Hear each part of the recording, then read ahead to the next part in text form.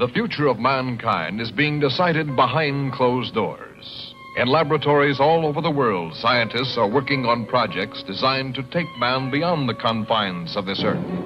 You are looking at the actual models of spacecraft now being developed by agencies of the United States government. This is an Apollo spacecraft designed for elliptical orbit of the moon.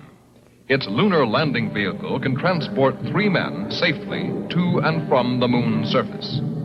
These are other types of manned and remote control mechanisms, each designed for a specific function, many already in operation as satellites of this Earth, some in readiness for the moonshot, others designed for probes in deep space, a few to serve as space stations, and the most complex of all, prototypes of craft capable of putting a man on the surface of another planet.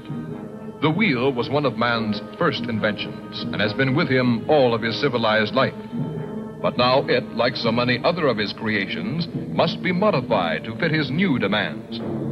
These are 3 types of variable radius wheels designed to transport a vehicle over a rocky surface. New concepts are being created almost daily. Some will never get beyond the drawing board, but others, or their descendants, will become part of man's greatest adventure, the exploration and colonization of space. All over the world, men and women are working to make that dream a reality. Every aspect of the journey is being analyzed, from the tiniest control devices to the mightiest rocket engines. But it's not enough to just get there. Just as the great explorers sailed from Spain and England and France to discover the Americas so that the colonizers might come later, so will our exploration spacecraft precede the colonizers of the planets. Already plans are being made for the colonies. Sources of food and power must be found. Artificial atmospheres created. Everything done to build an Earth away from the Earth. No man living today can predict exactly what the future holds. But this much we do know.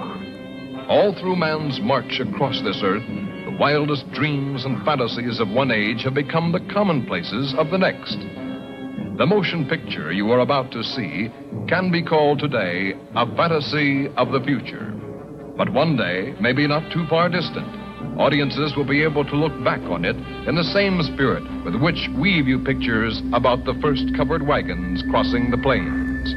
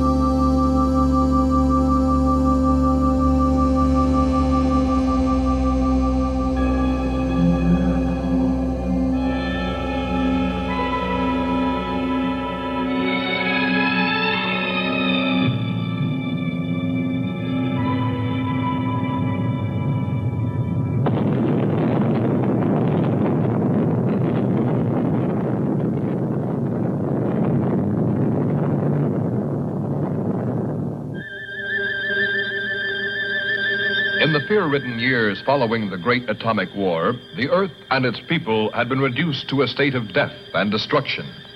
Those who had survived the tragedy began building anew with a hope for the future. But still the world remained divided. This time, man-made boundaries stretched beyond mere countries. forcing the isolated separation of one vast hemisphere from another. These two conflicting powers became known as the North Hemis and the South Hemis. Heading South Hemis's top security project, Red Planet, was Dr. Albert Gordon. Working with him was his wife, Dr. Ruth Gordon. They and a carefully selected team of scientists had labored in secret for 5 years on the project which hoped to put the first man on the planet Mars. Now, just days before the launching, the first public information releases were being given to certain journalists who would spread the story to the world if the project were a success. If it met with failure, neither the citizens of South Hemis nor their rivals in the Northern Hemisphere would know that it had even been tried. Astronaut Craig Matthews was in charge of briefing a government journalist on the details. Information had been leaked from North Hemis that their scientists were also trying to reach Mars, and the pressures were building in both governments to make sure that their men landed on the planet first. Man-carrying space stations had been circling the Earth for several years, and trips to and from the stations were not unusual. The first step in Project Red Planet was to transport the personnel in a normal manner to a specially equipped station. The second phase would be the actual launching from this artificial planet, where the spacecraft would no longer be subjected to the Earth's gravitational pull.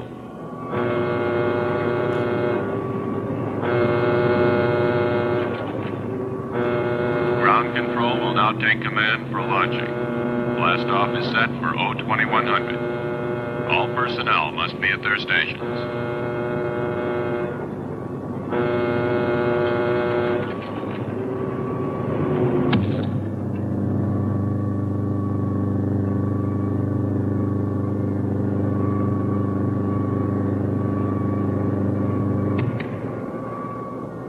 We've worked so hard. We've come so far. Just keep the faith and courage you've always shown. Dr. Gordon, forgive the intrusion. As personal representative of the President, I want to extend best wishes for the success of Project Red Planet from all the people of South Hemis. Thank you. We're approaching second unit countdown. Our hopes for the future go with you.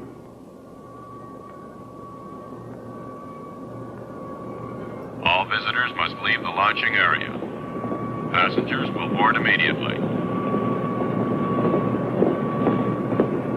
Take good care of her, Craig. Now, you see that he does. I will. I promise not to let her out of my atmosphere. He's always joking.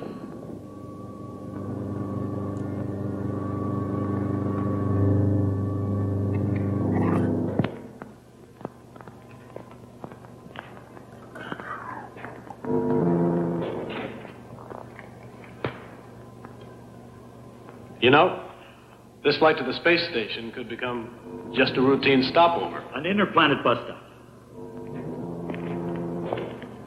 I hope your mother approves of me. Do you? I think she does. Of course. Nancy, have you lost your confidence? Don't be silly. Countdown entering stage red. All personnel stand ready. Synchronized units now being switched over to master control.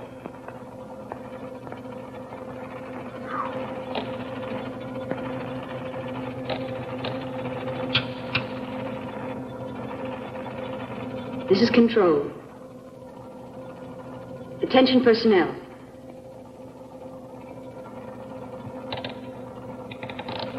Project Red Planet, prepare for flight countdown. Begin your lane reports. First stage rockets ready. Main rocket stage ready. Fuel ready. Stabilization center ready. Power ready. Air conditioning ready. Radar ready. Guidance ready. Airlanes ready for takeoff. Countdown red. Continue at 34.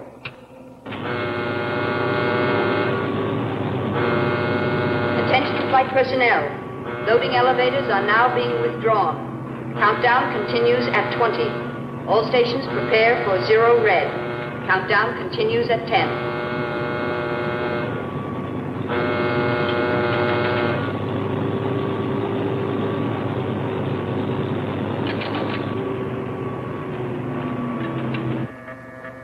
0 red, -5. Project Red Planet. All units clear. Switch over to standby.